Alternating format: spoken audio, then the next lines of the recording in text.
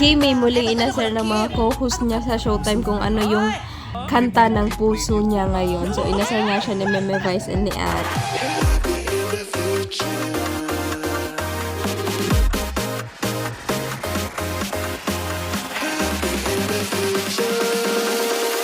At dahil tapos na nga ang Showtime ho sa kanilang Holy Week vacation, so Showtime is back. Then, ang Kimi nyo naman ang nakita ni Meme Vice na itanong nga ni Meme Vice kung ano yung kanta ng puso niya ngayon.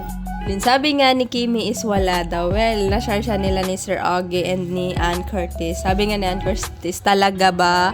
Then nagsuggest nga si Sir Augie na bagay daw kay Kim Chiu yung kanta na Sana'y Ikaw Na Nga. Then, kinanta nga ni Meme Vice yung kunting lyrics ng kantang yun. Then, ay appearance ng Kim Pao ngayong April 6 sa Showtime, guys. Ito nga yung comment ni ate. Then sabi nga ng ibang fans, antayin na lang natin yung tamang panahon na aamin yung dalawa.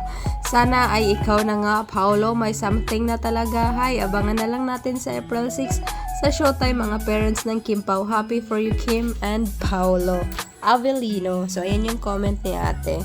Tento pa, hay nako, talaga wag kami miss Kim, mata mo pa lang, alam na in love ka.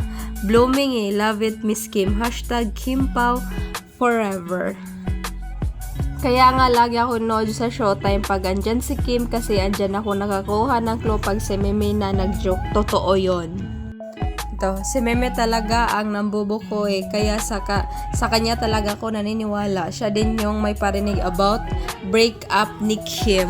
Well, alam niyo na kung sino ka-break up ni Kim Chiu dati. Well, si Sia na napabalita nga nakasal na daw, then live-in daw sila nung sila pa ni Kim Chiu, guys. So, ayan, share ko yung pagiging mimosa ko for today's video. Then ito pa, last but not the least, mukha mo Kim, hindi kami pinanganak kahapon, hindi ka bibiro ni Meme at Ann kung wala. Natural may pinanggagalingan ang pagbibiro nila sa'yo, wag kami okay lang yan, private, gayahin nyo si Coco and Julia. And that's it, guys. Ingat, love lots.